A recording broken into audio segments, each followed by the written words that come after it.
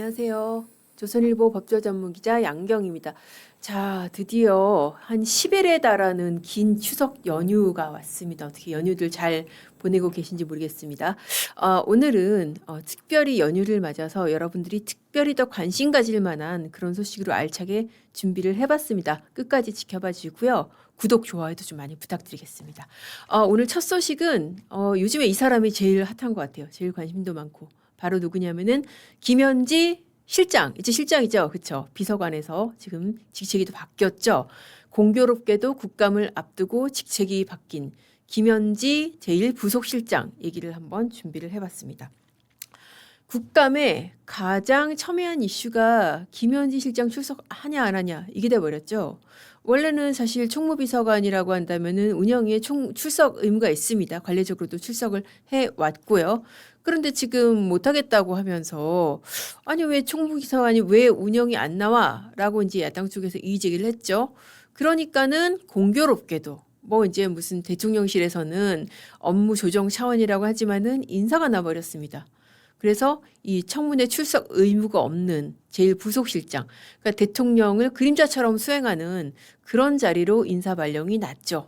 이거는 사실 업무 조정이나 업무 활성화 그렇게 포장하기에는 너무나 사실 공교롭죠. 지금 가장 문제가 되는 게 김현지 실장이 나오냐 안 나오냐 그 부분이었으니까 마침 이게 쟁점이 될 때 청문회 출석 의무가 없는 실장으로 자리 이동을 했다. 이거 사실 누가 봐도 속이 뻔히 보이는 인사가 아닐까 싶습니다. 뭐 여기에 대해서 우상호 정무수석이 계속 뭐 언론에 그런 얘기를 하고 있죠. 100% 나온다. 국회가 부르면 100% 나온다라고 이게 인사가 꼭 그 김현지 안 나오기 위한 그런 인사가 아니다라고 지금 강변을 하고 있는데 단서가 있습니다. 국회가 부르면. 국회가 지금 누굽니까? 지금 다수당이 민주당이잖아요. 절대 다수당이 민주당이니까 국회가 부르겠냐. 그 생각이 아마 머릿속에 있는 게 아닐까 싶습니다. 그래서 말은 나온다고는 하지만은 뭐 사실 안 나오지 않겠나. 그리고 실제로 이제 그 첫 공식 일정이 그거였잖아요. 뭐 케이팝 스타들하고 뭐 박진영 이제 장관급 위원장이 된 그 박진영 씨하고 그 자리에도 지금 안 나오고 뭐 그러다 보니까는 지금 야당에서도 나온다면 왜 안 나와 지금 그러고 있는데 아무튼 국감의 모든 다른 이슈와 다른 증인들을 제치고 화제는 김현지 실장이 나오냐 안 나오냐 이게 될 것 같다. 지금 그래서 가장 따끈따끈한 인물이 아닐까 싶고요. 아주 오래된 일이지만은 이렇게 안 나오다 보니까 도대체 어떤 사람이야? 라고 이제 기자들이 추적을 하면서 화제가 되는 과거의 판결들, 과거의 사건들이 있습니다. 그래서 그걸 한번 좀 준비를 해봤어요. 또 판읽기니까 판읽기 제목에 맞춰서 김현지 실장의 2013년 판결문을 한번 준비를 해봤습니다. 2013년이면은 지금 2025년이니까 지금으로부터 12년 전이죠. 오래됐습니다. 거기다가 사실 대단한 판결도 아니에요. 판결문 자체로만 보면은 벌금형 판결입니다. 벌금도 사실 고액 벌금도 아니에요. 벌금 150만 원 나온 사건인데 이게 어떤 경위에서 나왔는지 그게 좀 중요할 것 같아요. 먼저 일단 판결문만 드라이하게 한번 보여드릴게요. 자, 어떤 판결문이냐고 하면은 2013년도 1월 달에 1월 6일입니다. 그 성남의제 20일. 성남의제 20일이 뭐냐면은 2013년도면은 이재명 대통령이 성남시장 2기를 하던 시절입니다. 그때 성남의제 20일 여기는 이제 성남의 시민단체입니다. 일종의 사실 어떻게 보면 관변단체인 거죠. 시장의 정책을 옹호하고 야당을 비판하는 임무를 주로 수행한 성남의제 20일 사무실에서 성남시 의원인 피해자 김모, 이모 이게 땡땡땡이로 이제 판결문에 그렇게 표시가 돼 있어요. 이 세 사람들을 비방할 목적으로 이 김현지 씨가 문자 발송하는 사이트가 있습니다. 사이트 이름이 그 재밌더라고요. 뭐 보니까는 문자 발송 사이트에 그 접속을 해가지고 거기에서 이제 김현지 씨가 문자를 보냈다는 거예요. 문자 발송 사이트가 뭐냐면 뿌리오래요. 뿌리오. 여러분 혹시 접속해 보셨나요? 이 뿌리오라는 사이트에 접속을 해서 불특정 다수의 휴대전화로 문자를 보냈다고 합니다. 근데 문자의 내용이 뭐냐면은 이게 익명화된 판결문으로는 충격, 성남 L당, 의회 파행 해외여행 M 양주병 시민폭행 H 그리고 성추행 I 뭐 이런 거예요. 무슨 말인지 모르겠죠. 이게 뭐냐면은 충격 성남 새누리당. 성남 새누리당 충격이다. 그러면서 이 의원들 하나하나를 지목을 하면서 개인적인 비위를 지적을 한 거죠. 의회가 파행이 됐는데 해외여행 간 어떤 의원이 있고 그리고 양주병으로 시민을 폭행한 어떤 의원이 있고 또 이게 제일 사실 어떻게 보면 당사자로서는 치명적인데 성추행 의원이 있다. 이 의원이 있다. 그래서 이거는 이제 이덕수 의원이라고 이 사람은 이제 본인이 억울하다고 하고 본인이 이제 그 이기인 의원한테 진상을 얘기를 했으니까 제가 이제 이름을 밝혀드릴게요. 이런 새누리당 의원들의 각각의 비위를 지적한 그런 문자 메시지를 무려 몇 통을 발송했냐? 33,071건. 야, 문자를 33,000건 보내려고 그러면 여러분 이거 돈도 엄청나게 들어요. 제가 사실 이 문자 보내는 게 얼마나 돈이 드는지 얘기를 들어보니까 저희 이제 기자들 중에서도 그 정치계로 나간 선배들 있잖아요. 그 선배들 얘기 들어보면은 지역 구민들한테 문자 한번 보내면은 그 한 달 월급 기자로 일할 때 벌었던 한 달 월급이 다 날아간다. 그 선배 같은 경우에도 이제 뭐 부장급 이상하다 나갔으니까 최소 이제 막 500만 원 이상 됐을 텐데 그 돈이 훌쩍 날아갈 정도로 문자 보내는데 돈이 많이 듭니다. 그런데 지금 33,000명한테 33,000건의 문자를 발송을 했다는 겁니다. 이게 그러면은 왜 범죄가 되냐? 자, 법원 판결문을 보면은 그렇습니다. 이게 사실적시 명예훼손이다. 비방 목적의 사실적시 명예훼손이다. 법원 그렇게 봤어요. 그러니까 지금 충격 새누리당 이러고 해외 그 나간 거, 해외 도피한 거, 그리고 무슨 성추행한 거, 뭐 이런 게 다 사실이라고 봤어요. 자, 보세요. 준 예산 사태를 초래했다가 2013년 1월 7일경에 예산안이 의결이 됐다. 그러니까 성남시 의회가 당시에 2012년 12월 31일까지 예산안 의결을 못해서 준 예산 사태. 지금 저 미국 정부가 지금 그런 지경이라고 하잖아요. 셧다운 상태. 그때도 이제 성남시가 그런 상태였다는 것이죠. 이런 상태에서 피해자 어떤 의원 같은 경우에는 2013년 1월 1일날 미국으로 출국한 거 맞다. 1월 7일날 왔다. 그러니까는 지금 뭐 아까 그 의회 파행 해외여행 이거 맞고 그리고 양주병으로 사람한테 상해를 가했다는 내용으로 기소유예 처분을 가한 사실, 기소유예 처분을 받은 사실이 있으니까 그것도 맞고 그리고 성추행 이 부분 같은 경우에 이게 이제 당사자가 가장 억울해하는 부분이고 이것은 이제 김현지 씨가 또 민사도 뭐 좀 손해배상을 당했다고 하더라고요. 2013년 1월 3일 날 그 성남시 의회 그 새누리당 대표실에서 준예산 사태하고 관련해서 기자회견 마치고 의총을 하기 위해서 자리를 비켜달라. 그러니까 당시에 새누리당 의원들이 민주당 의원들한테 자리 좀 비켜주세요. 우리 기자회견하고 자리 좀 비켜주세요. 라고 했는데 이거를 거부하고 몸싸움을 하는 과정에서 나 성추행 당했어 라고 누군가가 고소를 했기 때문에 이것도 성추행이 맞다. 이래서 법원의 판결은 이게 사실적시 명예훼손 해당한다. 다만 비방할 목적이 있기 때문에 정보통신망법은 맞다라고 유죄가 났던 사건입니다. 그래서 원래는 이게 그냥 검찰에서 약식명령을 200만 원을 청구를 했는데 이거를 김현지 씨가 나 억울하다라고 무죄를 다투면서 정시재판을 청구를 했고 정시재판에서도 유죄 인정이 됐지만은 벌금은 다소 깎인 이제 150만 원이 나왔다는 거예요. 자, 이렇게 판결문만 봤을 때는 도대체 이게 뭐가 문제가 되는지 잘 모르시겠죠. 이거를 제가 어디서 판결문을 받았냐면은 이기인 개혁신당 사무총장한테 받았습니다. 이기인 총장이 당시에 뭐였었냐? 2013년도에 성남시 의원이었어요. 새누리당 성남시 의원이었었습니다. 그러니까 이 사태를 옆에서 지켜보고 어떻게 보면은 당사자, 사건의 당사자에도 가장 가까운 인물로서 사실관계를 정확히 알고 있거든요. 이 사건이 그때 왜 일어났는지 제가 이제 전후 맥락을 다 들었습니다. 그래서 이제 그 얘기를 이제 들려드릴게요. 자, 먼저 그러면은 이 파행 사태가 그러면 도대체 왜 왔는지 이게 여러분 기억하실 거예요. 이재명 성남시장이 그때 성남시 모라토리움을 선언했었습니다. 모라토리움이 뭐예요? 빚이 있는데 못 갚겠다는 거 아니에요. 근데 지금 이기인 사무총장 얘기로는 못 갚을 빚이 없었다는 거예요. 그러니까 빚이 없었다. 이게 뭐냐면은 그때 당시에 그 모라토리움을 선언을 한 게 취임 12일 아니 시장되고 나서 12일 만에 얼마나 어떻게 재정 파악을 빠르게 해서 이 모라토리움을 선언을 하겠어요. 그거 자체도 말이 안 되는데 더 말이 안 되는 것은 사실 성남시가 그렇게 빚을 진 상태가 아니었다는 거예요. 그러니까 이기인 총장 설명으로는 국토부 공문을 보니까 모라토리움도 가짜였다. 성남시가 갚아야 될 빚이 없었다. 근데 왜 그런 모라토리움이라고 했냐? 이게 그 판교 개발하면서 만들어둔 일종의 적금 같은 것인데 그러니까 이 A 용도에 쓸 수 있는 거를 갖다가 B 용도에 썼다. 그러니까 이게 자체가 전혀 문제가 안 되는 사안인데 한마디로 뭐 이 집단 살림으로 비유해서 얘기를 하면은 내가 그냥 운영할 수 있는 여기도 쓸 수 있고 저기도 쓸 수 있는 적금을 깨가지고 그냥 장 보는 데 쓴 건데 이거를 갖다가 적금을 깼어요. 모라토리엄이에요. 이렇게 한 상황이다. 그래서 이거를 당시에 이제 이재명 성남시장 물론 당시에는 인정 안 했지만 나중에 이제 뭐 대선 후보라든지 여러 선거 국면에서 인정을 했다는 거예요. 당시에 그때 모라토리엄이 정상적인 거 아니었다라고 했다는 겁니다. 그래서 그때 이 모라토리엄을 두고 새누리당 의원들이 굉장히 많이 반발을 했어요. 이거 정치쇼다. 그거죠. 이게 무슨 모라토리엄이냐.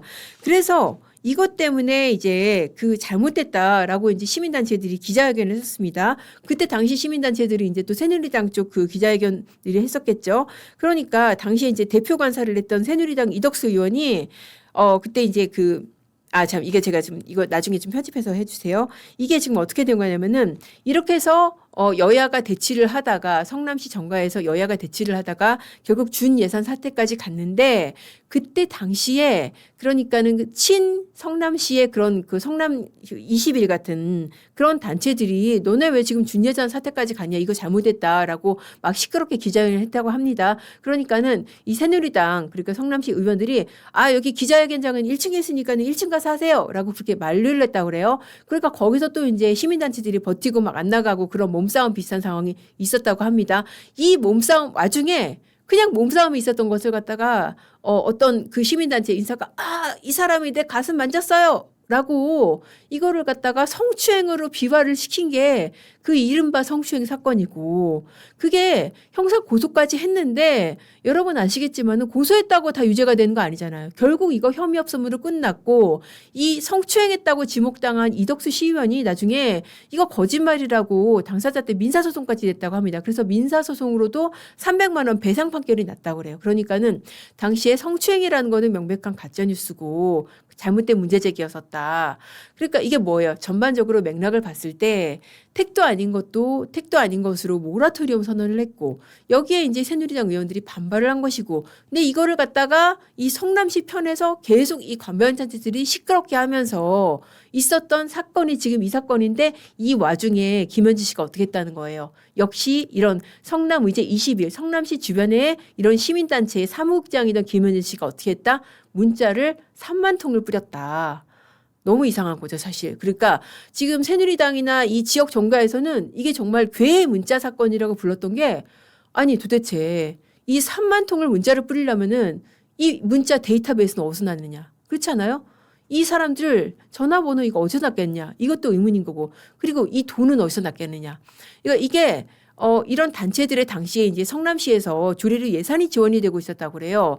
그러면은 만약에 이 시에서 지원하는 예산을 이렇게 사실 어떻게 보면 허위 내용이 섞인 문자잖아요. 그리고 굉장히 정치적 목적으로 뿌려진 문자고 그러면은 시에서 지원해준 돈을 이렇게 쓰는 게 맞느냐 이것도 의문인 거고 그래서 이게 성남시 괴문자 사건이고 원래는 이게 그냥 누가 뿌렸는지도 모를 그럴 사건으로 묻힐 뻔했어요. 왜냐하면은 아까 말씀드린 그 뿌리오라는 사이트 있잖아요. 이게 수신자, 발신자가 누군지가 표시가 안 된대요. 그런데 이거를 사건화를 시킨 거죠. 새누리당 쪽에서. 그래서 경찰 수사했고 이 뿌린 사람 찾았고 그게 찾고 보니까 김현지 씨였더라. 그러니까 그때부터 이제 이 성남 정가에서 굉장히 숨은 실세다. 저 사람 뭔가 중요한 일을 하는 사람이다. 그렇게 주목을 받기 시작했다는 거예요. 그때부터. 그래서 이 사건에서의 메시지는 뭐냐면은 그때부터도 상당히 중요한 역할을 많이 했던 사람이다. 그렇지 않습니까? 그 몸싸움하고 정말 그 성남시의 그런 그 시민단체들이 계속해서 어떤 그 새누리당 의원들에 대한 그 프레임 작업을 할 때 그때 어디론가 달려가서 이 성남시 의원 누구는 어떻고 누구는 어떻고 누구는 성추행 누구는 외유 이런 식의 문자를 뿌렸던 사람이 김현지 당시에 이 시민단체 사무국장이었다는 것입니다. 제가 이제 사실 변호사 입장에서 봤을 때는 이게 사실적시 명예훼손이라고는 하지만은 엄밀히 따지고 보면은 성추행은 이거는 허위사실이죠. 근데 이게 벌금형으로 처음에 약식 기소가 돼서 그런가 굉장히 이 부분이 허술하게 다뤄졌다. 그래서 당사자인 이덕수 당시 시의원으로서는 굉장히 좀 억울한 사건이었고 그래서 이제 이거를 지금 이기인 개혁신당 사무총장이라든지 이런 사람들을 통해서 얘기를 하는 것 같습니다. 그래서 제가 지금까지 들려드린 이런 사실관계는 이기인 사무총장 통해서 확보한 판결문이고요. 그리고 이기인 사무총장이 당시 어떤 주변에 있던 일종의 어떤 사건 관계인이죠. 사건 관계인으로서 저한테 들려준 그런 얘기였었습니다. 자, 이게 사실 그렇게 해가지고 그때부터도 성남시에서 김현지 씨를 부르려고 했었대요. 성남시 의회 새누리당에서. 왜냐하면은 당시에 이제 그 조례에 따라서도 시민단체가 그냥 시민단체가 아니라 피감기관이었다는 거예요. 지금 국회와 시민단체의 관계하고는 다른 거죠. 지금은 국회에서 시민단체 부를 수는 없잖아요. 근데 성남시 당시 성남시 조례로는 이게 세금이 지원이 되니까 이런 성남의제 21이라든지 이런 단체들이 피감기관이었고 그래서 불렀다고 합니다. 그 성남시 6대 7대에 걸쳐서 김현지 씨를 불렀다고 그래요. 근데 계속 못 나온다고 무슨 학사 일정이 있다, 개인적인 일정이 있다 이러면서 그때 당시에도 안 나왔었다고 그렇게 얘기를 하더라고요. 그러니까 베일 속 인물이었게 베일 속 실세였던 게 이제 지금이 처음이 아니다. 그때도 마찬가지였다. 아 그리고 그 얘기를 들었었어요. 그러니까 그럼 당시에 김현지 씨가 어떤 사람이었냐? 왜 일각에서 이제 그런 얘기하잖아요. 김현지 씨가 나오면은 사고치기 때문에 굉장히 다혈질이고 정말 센 사람이어서 나오면 사고치기 때문에 본인이 나오고 싶어 해도 주변에서 말린다. 혹시 그런 얘기 들어보셨어요? 그래서 제가 그 부분도 물어봤습니다. 혹시 그때 당시에 이제 김현지 사무국장 이런 사람들 성남시 의원으로서 상대를 해봤는지 어떤 사람인지 한번 물어보니까 직접 그렇게 이제 상대에서 이렇게 대화를 많이 하고 그런 건 아니라고 그래요. 왜냐하면은 불러도 안 나왔으니까.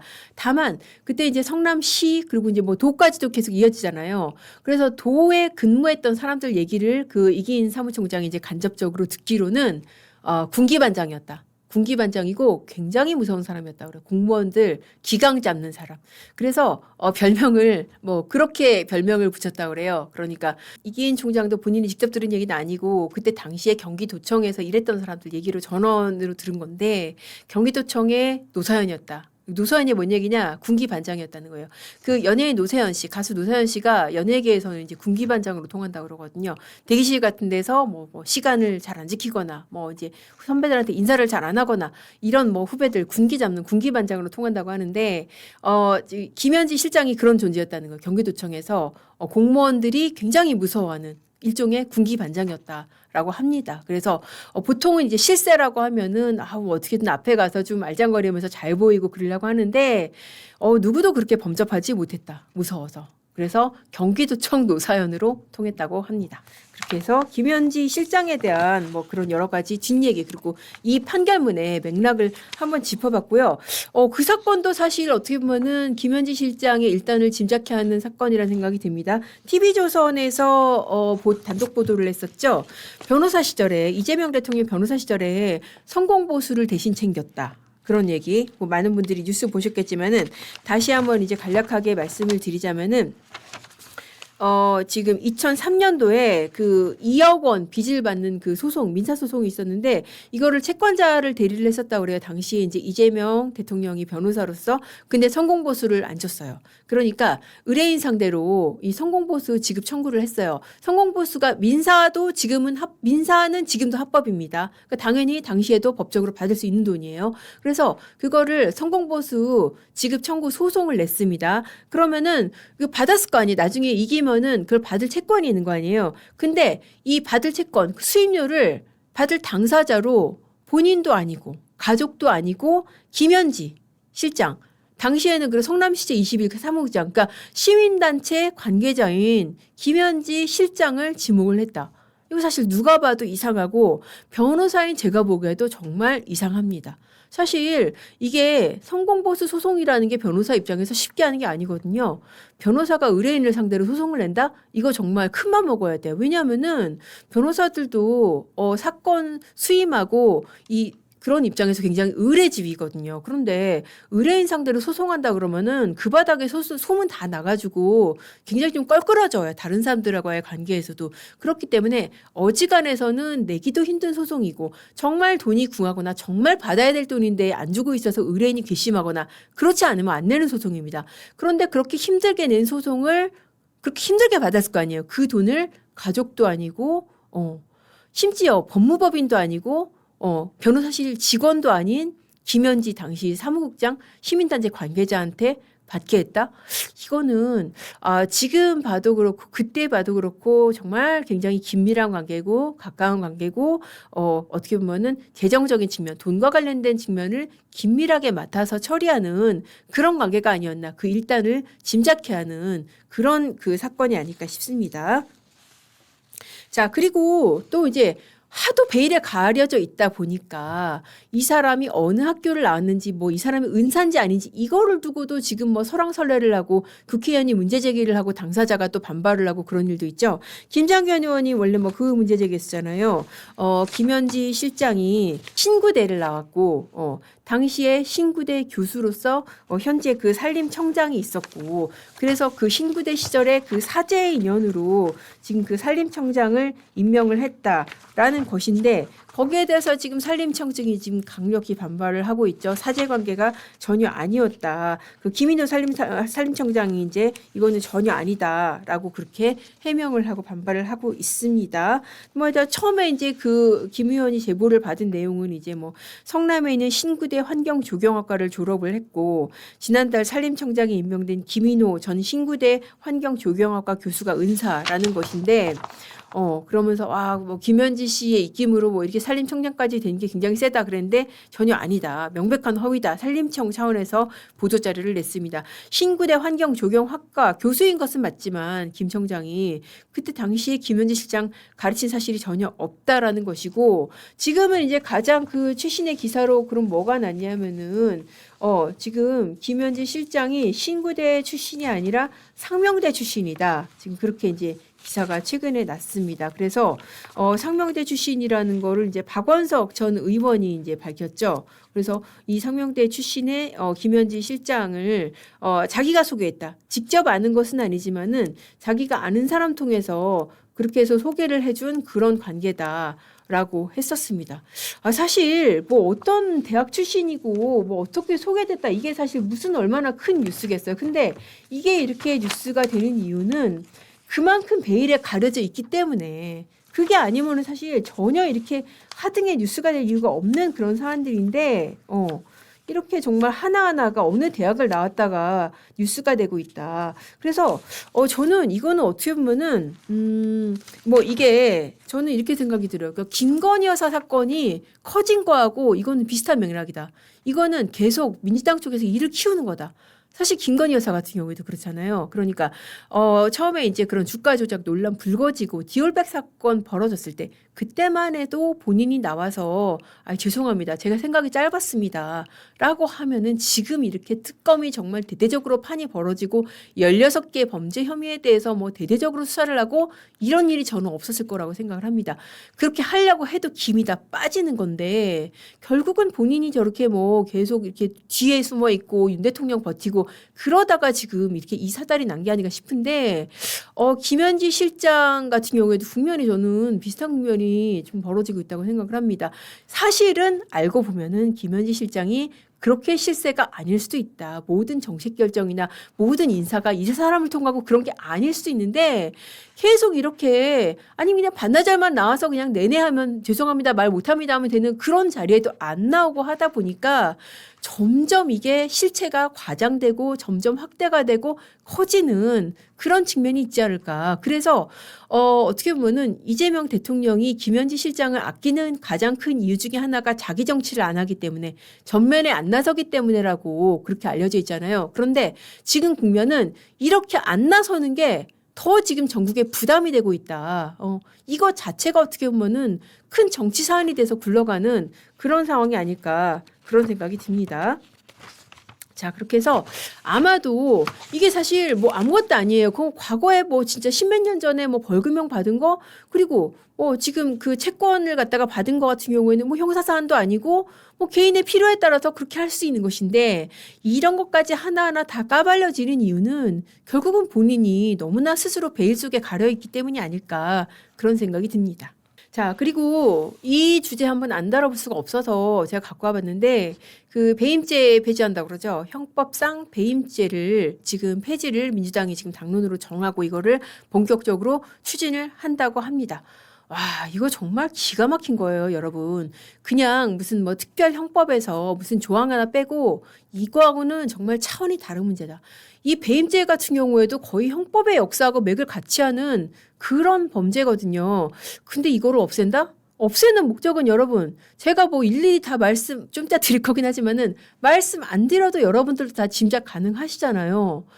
야, 이거를 갖다가 이렇게 정말 대통령의 사법 리스크 해소를 위한 목적으로 없앤다고 한다면은, 이거를 갖다 우리 국민들이 언제까지 참아주고 있어야 되나? 뭐 그런 생각이 듭니다. 먼저, 이 배임죄가 지금 어떤 위치를 차지하고 있는지 그거를 조금 보고 가실게요. 배임죄가 지금 어디에 있는 어떤 조항인지 그것도 이제 잘 모르시는 분들이 많을 것 같아서, 배임죄가 사실 법조인들한테도 굉장히 좀 어려운 범죄예요. 왜냐하면은 형법 355조에 있고 횡령하고 배임이 같이 들어가 있습니다. 자, 1항이 횡령죄고 2항이 배임죄입니다. 조문 보면은 내용이 좀 어렵지만 제가 하나하나 풀어드릴게요. 타인의 재물을 보관하는 자가 그 재물을 횡령하거나 반환을 거부할 때는 5년 이하 징역 또는 1,500만 원 이하 벌금. 횡령죄.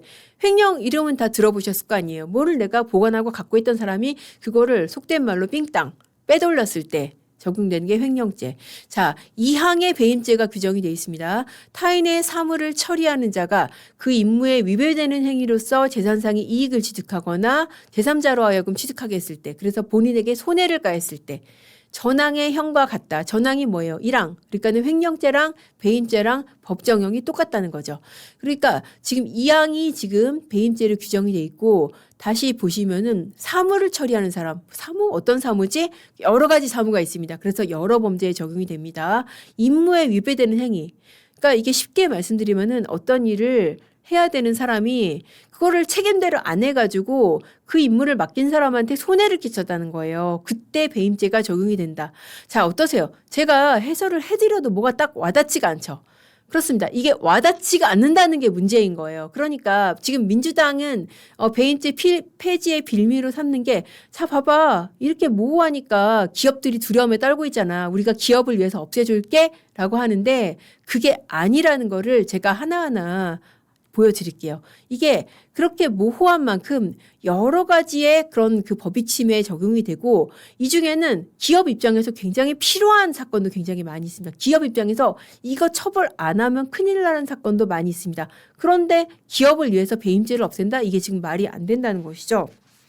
자, 배임죄를 이렇게 없앤다고 하니까 검찰에서 어떤 반응으로 나오냐면은, 아까 보셨다시피 횡령죄 배임죄 같이 있잖아요. 같은 355조에 있잖아요. 뭐 없애는 김에 그냥 뭐 횡령죄도 같이 없애지 그래? 뭐 그런 냉소적인 반응도 나온다고 하더라고요. 그래 뭐 다 없애, 그냥 까짓 거 다 없애, 뭐 이런 거죠.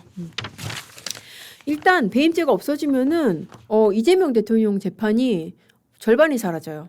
지금 5개의 재판 중에서 대장동, 백현동, 경기도 법카, 이게 다 지금 배임죄 걸려 있거든요. 형법 326조에, 형소법 326조에 보면 그렇게 돼 있습니다. 범죄 후에 법이 폐지되면은 면소라는 거는 유무죄를 판단하기 전에 아예 재판을 끝내버리는 거예요. 근데 지금 각각이 어떤 사건들이냐? 대장동 배임 액수만 지금 5천억이 넘는 어마어마한 사건이죠. 백현동 배임 액수가 200억인데 이거 여러분들 기억하시는지 모르겠지만은 4단계 용도 변경 있잖아요. 그 옹벽 아파트 그 사건입니다. 근데 이게 이미 누가 확정이 됐어요? 김인섭 씨가 배임 수재. 그러니까 이 용도 변경하는데 돈 받은 걸로 알선 명목으로 돈 받은 거로 징역 5년이 확정이 됐습니다. 그러면은 배임에 대해서 굉장히 유죄 가능성이 높은 상황이에요. 근데 지금 이 사건이 없어질 위기에 지금 처해 있고 경기도 법카 사건은 좀 이따 말씀드리겠지만은 다 대부분 배임으로 다뤄집니다.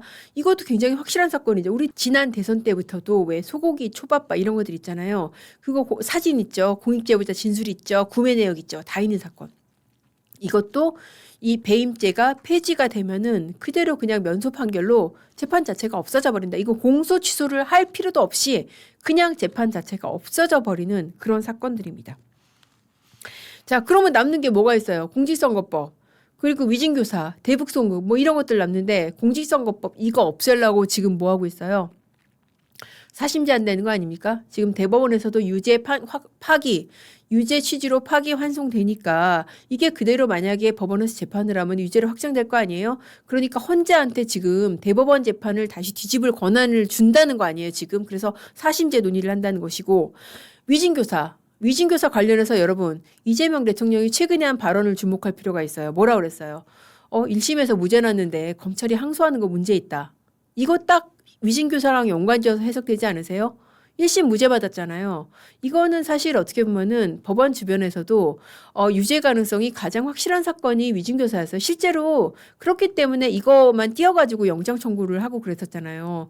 그렇기 때문에 2심에서 뒤집어질 가능성이 상당히 높은데 1심 무죄 항소하는 거 문제 있다. 야, 이거는 사실 어떻게 보면은 3심제를 부정하는 거예요. 아니 1심 무죄가 2심이 유죄로 뒤집어지기도 하고 또 반대의 경우도 있잖아요. 1심 유죄가 2심 무죄가 되기도 하고 그런 게 3심제 아닙니까? 근데 1심 무죄인데 항소하면 안 된다? 말이 안 되는 거죠.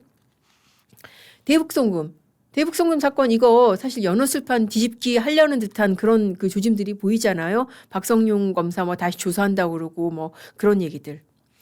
자, 그렇게 해서 이거는 결국은 큰 틀에서 봤을 때는 그 한동훈 전 대표가 막 그런 얘기를 했는데 이재명 천동설이라고, 그러니까 이재명을 중심으로 세상이 돌고 있는, 이재명을 중심으로 사법 시스템이 다시 재설계가 되고 있는 그런 일환의 하나가 아닐까 그런 생각이 듭니다.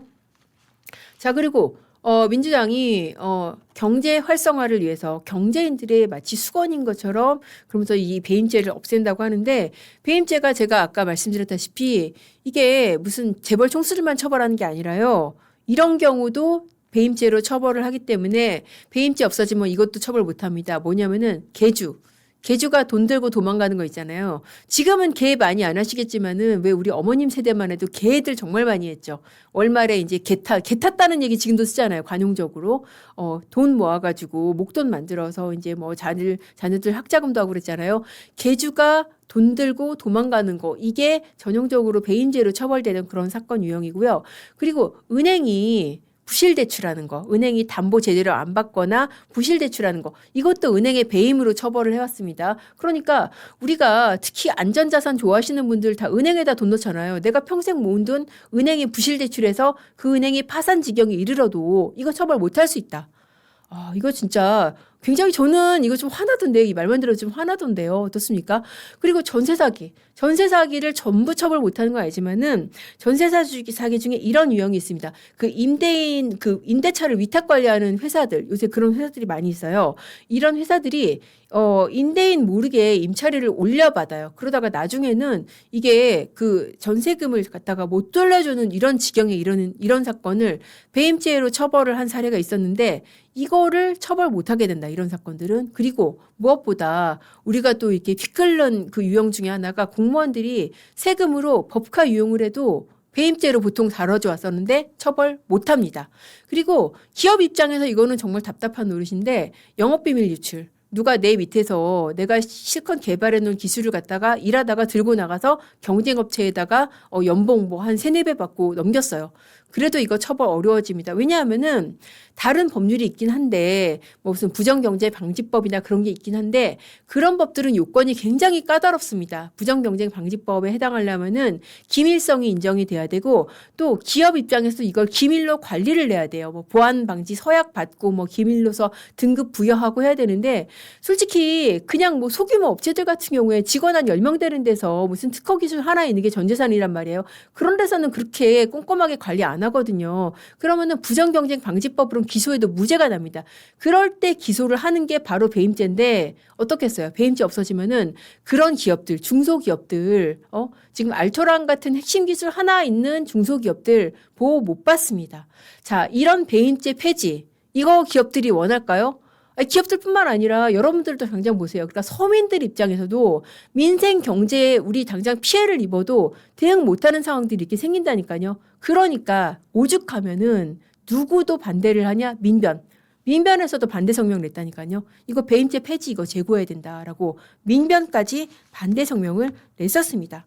그리고 이거 재미있는 포인트 하나 있어요. 자, 배임죄 폐지하면은 이재명 대통령도 굉장히 수혜자인데 또 누구도 수혜자가 될 수 있느냐? 이제 배임죄 폐지로 수혜받는 사람들 한번 추려봤습니다.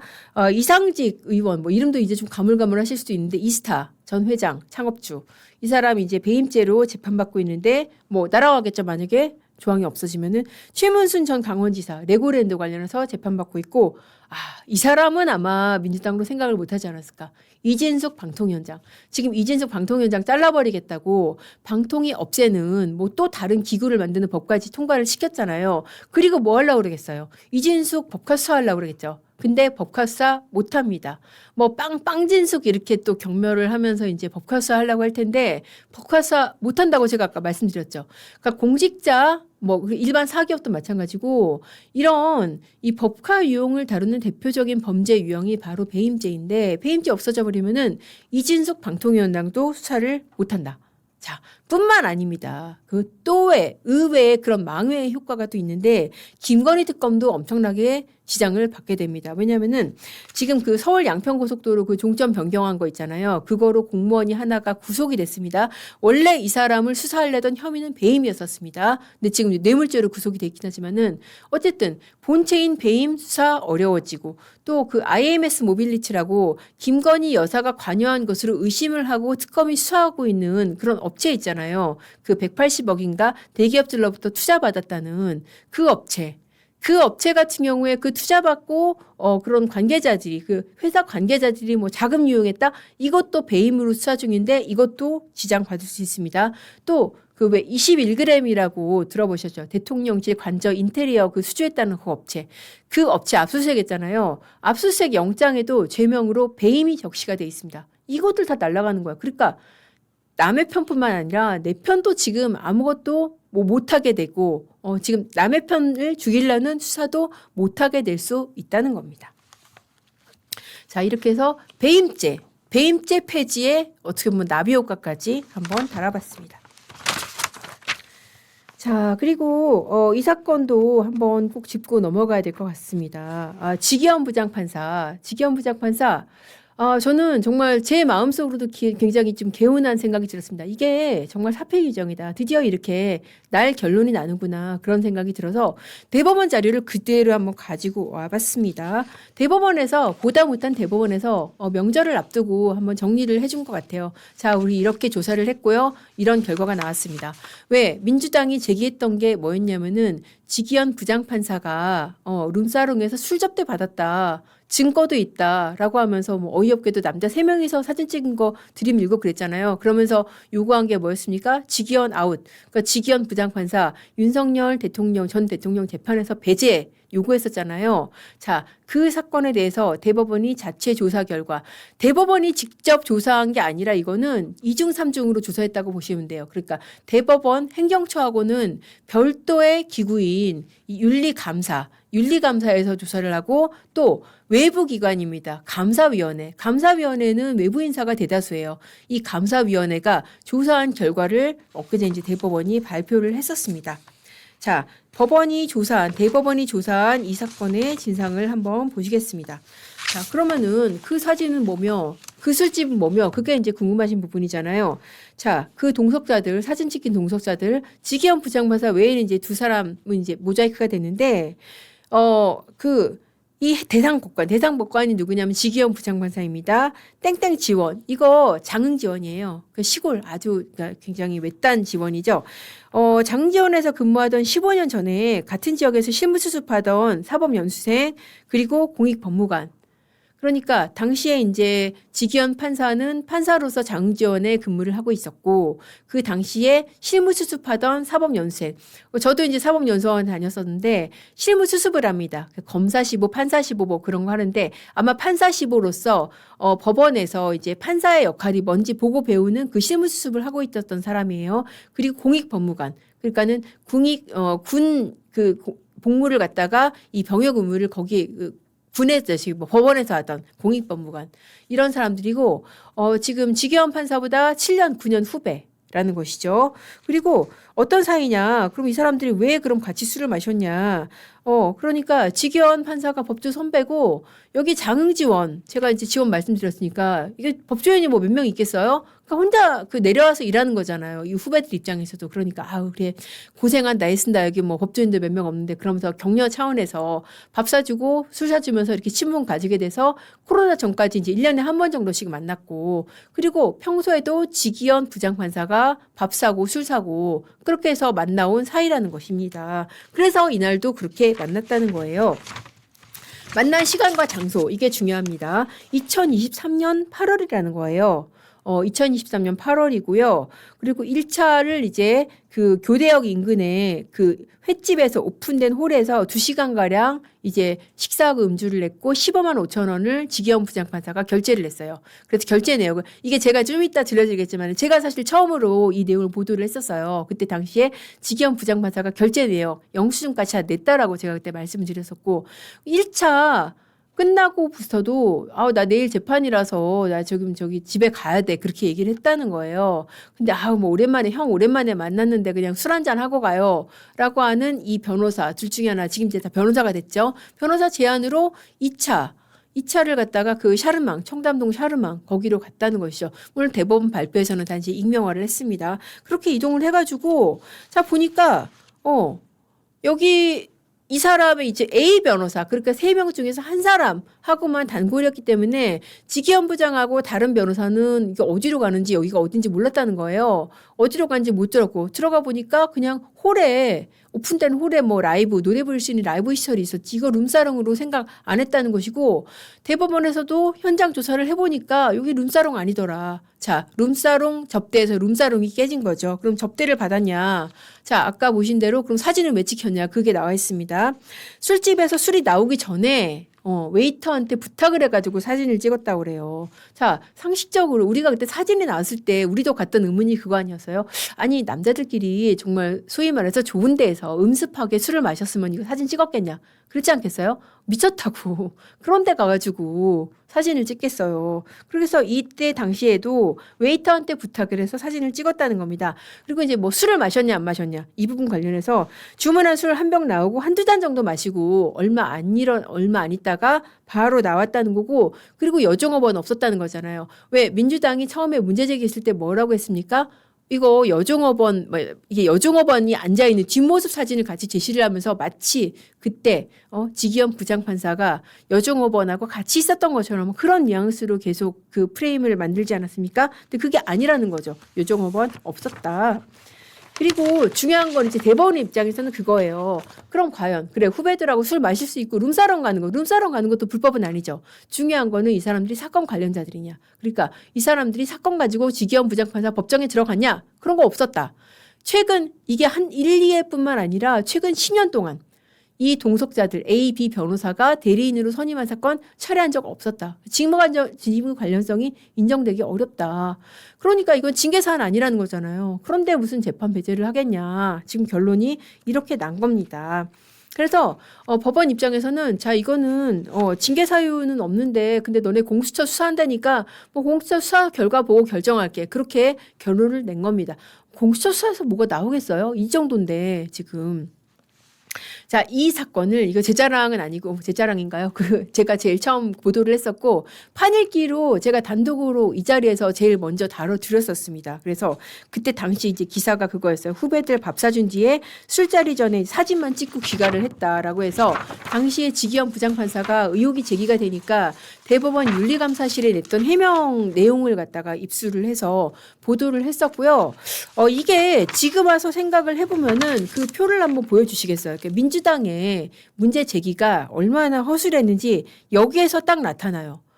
딱 나타나는 게 뭐냐면은 처음에 그 룸사롱에서 수백만 원 접대받았다. 근데 지금 대법원 조사 결과로 어떻습니까? 1차는 자기가 냈고 2차에서 그냥 뭐 술 뭐 한두 잔 마시고 술자리 시작되기 전에 귀가했다는 것이고, 시기가 지금 1년 차이가 납니다. 자, 민주당이 당시에 제기했던 시기는 2024년 8월인데 어떻습니까? 지금 본인과 당사자와 동석자들과 그리고 술집 관계자들이 기억하는 시기는 2023년. 이거는 거짓말일 수가 없는 게 카드 영수증이 증명을 하는 거예요. 그러니까 애초에 민주당의 의혹 제기가 얼마나 허술한지 알 수 있는 측면인데요. 아까 지금 동석자들의 말로도 그렇잖아요. 자주 보는 사이도 아니고 한두 번 보는 사이고 1년에 한 번 만날까 말까는 사이고 만나서 애써 기념사진까지 찍는 사이인데 연도를 헷갈렸다는 거 여러분 이거 말이 된다고 보세요? 아니 월은 헷갈릴 수 있어요. 여름이면은 7월인지 8월인지 헷갈릴 수 있는데 2023년을 2024년으로 헷갈린다? 이건 이 자체로부터 이거는 제보의 신빙성이 크게 흔들리는 그런 상황이 될 수밖에 없는 겁니다. 자, 그러면은 왼쪽하고 오른쪽 한번 여러분이 비교를 해보세요. 지금 다 드러난 사건의 정황하고 어떻습니까? 다 오른쪽이 다 맞는 얘기로 지금 드러나고 있잖아요. 그리고 결국은 이 사안은 맥락은 결국 중요재판을 진행하는 이런 이 지기현 부장판사에 대해서 어떤 이유로 윤석열 구속 취소했다는 이유로 민주당이 뒷조사를 해가지고 지금 판사를 잘라내려고 하는데 헛다리를 짚은 거다. 지금 그거예요. 자, 그러면 우리가 가만히 있을 수가 없겠죠. 이 헛다리 짚은 사람들도 또 가만히 안 있어요. 또 나서요, 불어. 이거는 사실 어떻게 보면 긁어부스럼인데 일부러 나섰습니다. 자, 누가 나섰냐? 이 사람이 나섰습니다. 제보자도 아니고 여기서 제보자라고 하는 사람은 이 사람 얘기로는 지금 둘 중에 하나라는 거 아니에요. 근데 지금 이 와중에 나선 사람은 정의창 민주당 원내대표실 정무실장입니다. 이 사람이 나서서 기자회견하면서 내가 처음 제보를 받았다고 그랬죠. 그리고 제보자가 아니 제보자 얘기로는 내가 지금 20차례 넘게 지금 지기현을 접대를 했는데 무슨 얘기예요. 근데 지금 대법원이 지금 축소했네요. 막 그런 식으로 기자회견을 했습니다. 그런데 자 여러분 20차례나 접대를 했으면 그 중에 하나라도 접대 영수증이라도 되면은 깔끔하게 지금 민주당이 제기하는 의혹이 사실로 증명이 되는 거 아니에요. 근데 안 하고 있잖아요. 사건 초기에는 물론이고 지금까지도 지기현 부장판사 접대했다는 영수증이라든지 당시에 접대 증거 하나도 못 내놓고 있잖아요. 그 좀 말도 안 되는 사진, 그 3명이 나온 사진, 그거 외에는 지금 없는 것이고요. 더군다나 이 제보의 허술함은 제가 아까 말씀드린 대로 연도를 틀렸다는 거. 이게 굉장히 치명적이고 본인이 이렇게 나섰으면은 이거는 본인의 과거를 저희가 짚어줄 수밖에 없어요. 자, 정의찬이 어떤 사람인지 한번 짚고 가시겠습니다. 자, 정의찬. 이거 처음에 이 사람 나왔을 때, 엊그제 나왔을 때, 어디서 많이 들어본 이름인데 하시는 분이 있으실 텐데, 누구냐? 고문치사에 가담한 혐의로 과거에 실형까지 선고받고 다 복역까지 했던 사람입니다. 이재명 대통령의 측근이고요. 이게 고문치사 사건이 어떤 거냐면은 이 사건은 진짜 무시무시한 사건이에요. 이종건 고문치사 사건이라고 1997년 5월에 이종건 씨가 이제 전남대 학생 행세를 했다면서 남청년, 그러니까 지금 정의찬 씨가 남청년 간부였어요. 남청년 간부들이 이 씨를 쇠파이프로 폭행하고 고문을 했습니다. 야, 대학생들이. 지금 경찰 뿌락치기를 의심을 해서 어떤 같은 청년을 쇠파이프로 폭행을 하고 고문을 해서 죽었습니다. 이 사람이. 가해자가 많아요. 가해자가 총 18명인데 소주 12병을 나눠 마시고 지금 이 사람을 갖다가 이종건 씨를 막 압박을 하면서 너 경찰 프락치지 자백해 해가지고 압박을 해가지고 그냥 때린 것도 아니고요. 물고문, 전기고문. 와, 끔찍하지 않습니까? 아니, 지금 1987 영화 보면서 그 분노하는 사람들, 1987에 자기네들이 무슨 영화 1987에 피해자인 것처럼 얘기를 하는데 이런 사건에서 완전 가해자였어요. 똑같아요. 물고문, 정기고문. 이런 거를 하면서 결국 이 피해자를 이종권 씨를 사망에 이르게 한 혐의로 기소가 됐습니다. 상해치사로 기소가 됐고 1998년도에 정특보 당시 이제 특보였었죠. 과거에 징역 6년에 자격정지 3년 벌금 200만 원 선고받았고 복역을 했고 1998년 6월 2심에서 징역 5년으로 감형이 됐고 2002년도에 김대중 정부에서 특별사면 복권이 됐습니다. 이 정도 정가면은요. 아니 죄명은 살인이 아니고 상해치사지만은 사람이 죽은 거잖아요. 본인 혼자가 아니라고 하더라도 어쨌든 사람을 때려 죽인 데 가담을 한 거잖아요. 그것도 그냥 때려 죽인 게 아니라 프락치라고 의심을 해서 고문을 해서 죽인 사건이잖아요. 이런 사건에 가담을 했기 때문에 이 사람은 계속해서 무슨 공직에 나갈래도 계속 이거로 발목이 잡혔습니다. 그리고 지난 총선 때도 사실 공천을 처음에는 통과를 했었어요. 근데 이 문제가 제기가 됐죠. 그래서 공천도 나중에 취소가 됐었습니다. 그러다가 지금은 이제 갖고 있는 직책이 그거잖아요. 정무실장 그러니까는 뭐 연내대표 정무실장이라는 직책으로 결국 계속 숨어 있다가 너무 안 될 것 같으니까 본인이 전면에 나선 건데 본인이 전면에 나서서 지기현 판사의 술접대 의혹이 확인이 되는 게 아니라 이거 본인의 과거만 확인이 되는 거잖아요. 자, 우리가 민주사회에서 이 사법부가 내린 판결 다 받고 실형까지 받은 사람에 대해서 다시 이걸 들춰서 공격하는 건 사실 뭐 옳은 건 아니죠. 근데 어쨌든 본인이 전면에 나섰잖아요. 그러면 이 사람 누군지 궁금하잖아요. 찾아보니까 이런 사람이더라는 거예요. 계속 이런 전과로 정말 사실 입에 언급하기 정말 그런 끔찍한 전과로 계속해서 본인 자체도 공직에 못 나갔던 사람인데 제보자로부터 이걸 받았다고 자처하면서 나섰기 때문에 결국은 본인의 과거도 이렇게 다시 한번 조명을 받을 수밖에 없는 겁니다. 그리고 이 사건 참고로 이제 제보 경위나 이런 것들이 이제 제가 취재한 바로는 이렇게 돼요. 이게 그런 아마도 이 사진 찍힌 변호사 중에 하나가 제보자로 지금 지목이 되는데 이 제보도 자발적인 과정이 아닌 것으로 저는 알고 있습니다. 그러니까 내가 말이야 저 지기현이랑 술 마셨는데 그때 룸사랑 술 접대해서 이러고 사진을 띡 준 게 아니라 그때 지기현 부장판사가 구속 취소를 하니까 민주당에서 부글부글 하면서 여러 가지로 지조사를 냈고 그러던 와중에 지기현 이건 제가 추정입니다. 추정 플러스 이제 일부 취재된 건데 너 지기현이랑 친한 사람 있어? 누구누구랑 친하대. 그래? 그럼 혹시 뭐 술이랑 밥 먹은 거 있어? 그래. 알고 보니까 누가 사진이 있대. 그렇게 해서 사진이 정말 본의 아니게 약간은 건너가게 된 그런 상황으로 저는 지금 알고 있고요. 그렇게 해서 건너가니까 이 사람 입장에서 굉장히 좀 곤란한 상황으로 저는 알고 있어요. 왜냐하면은 제가 A 변호사를 제가 접촉을 했었습니다. 전화도 하고 문자도 넣고 했었는데 응답을 안 하더라고요. 통화하기 gon란합니다. 말씀드리기 곤란합니다. 그건 뭐겠어요. 만약에 정말 제보자라고 지목당한 이거 이 사람 입장에서도 제보자라도 나선 게 아니라 아우팅을 당한 건데 본인 입장에서도 진짜 만약에 술 접대 받고 진짜 내가 돈 써가지고 접대했으면 아니다. 대법원 너네들 거짓말한 거다라고 나설 텐데 그게 아니라는 거죠 지금. 그렇기 때문에 자, 이 사건의 전말은 결국 이렇게 돼서 아무것도 아닌 걸로 결론이 났고 이거 관련해서 세 줄 요약을 하나 들려드릴게요.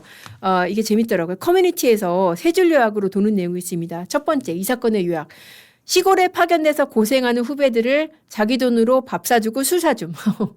자, 지기현 판사 이런 사람이다. 두 번째, 15년 동안 친하게 지내면서도 자기 재판에는 한 번도 못 들어오게 함. 야, 진짜 정말 상 줘야 되는 거 아니에요? 이 정도면은. 세 번째, 그날까 만난 날 지기현이 먼저 보자고 연락해서 부름. 밥값, 술값 다 지기현이 계산함. 뭐 술값은 모르겠어요. 원래 술값이 이제 1차 술값은 모르겠는데 어쨌든 밥값은 지기현이 계산했다. 이렇다는 겁니다. 자, 그렇게 해서 결국 이 사건에 지기현을 몰아내려고 했던 그런 민주당의 어떤 그 프레임 작업이 결국은 실패로 돌아간 전말을 한번 짚어봤습니다. 자, 그리고 이제 마지막 아이템으로 이거 한번 다뤄봐야 될 것 같아요. 특검 어떻게 되는 거냐. 야, 특검 검사들이 난리가 났습니다. 우리 원대 복귀할래요. 지금 김건희 특검이 이제 그러고 나서 김건희 특검에 파견 검사 한두 명이 아니고 검사 40명, 그리고 검찰 수사관 30명. 어마어마한 겁니다. 검찰청으로 복귀하겠다. 그렇게 얘기를 했죠. 먼저 이 사람들이 조금 지났지만은 왜 복귀를 원했는지 그거를 한번 짚고 넘어가야 될 것 같아요. 그래서 그거를 한번 제가 왜 복귀를 한다고 했는지 한번 그거를 짚어보겠습니다. 입장문도 냈어요. 입장문도 냈는데 이게 굉장히 드문 일인데 왜 우리가 복귀를 해야 하나? 왜 더 이상 특검을 할 수 없나? 이렇게 이런 내용입니다. 특검 파견 검사들은 사명감을 가지고 파견 기간 동안 사회적 현안 사건 수사에 매진해서 불철주야 노력을 했다. 근데 최근에 수사 기소의 분리라는 명분하에 정부조직법이 개정이 됐다. 그래서 검찰청이 해체가 됐다. 그래서 검사의 그 중대범죄 수사 기능이 상실됐다. 그리고 수사검사의 공소유지 금지됐다. 그런데 이거하고 모순되게 파견 검사들이 직접 수사, 기소, 공소유지하라고 이게 옳은 것인지 혼란스럽다. 이 내용입니다.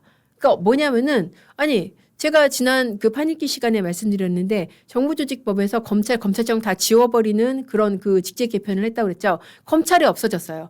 검찰을 없앤 취지는 뭐냐면은 중요한 취지 중에 하나가 이 수사 기소 분리. 그러니까 수사한 사람이 공소유지하지 말라 이거예요. 왜냐? 뭐 이제 민주당 쪽의 주장은 그렇게 하게 되면은 거의 답정너로 간다 이거죠. 반성적인 고려 없이 그냥 다 유죄로 재단을 하고 수사를 하기 때문에 그게 특수수사의 폐해라고 주장을 하면서 수사 기소를 분리를 지금 주장을 하고 있는데 유독 특검에 있어서는 야 너네들이 수사했지 너네들이 공소유지도 해 그렇게 한다는 겁니다. 그러니까 특검 검사들 입장에서는 이거는 진짜 자아분열이 오는 거죠. 나는 누구고 여기 왜 있지? 그럼 내 친정은 지금 없어지고 지금 수사하고 기소를 분리한다고 하는데 왜 날 떨어는 공소유지를 하라고 하지? 이거는 현타가 오는 겁니다. 요즘 말로. 그렇지 않아요?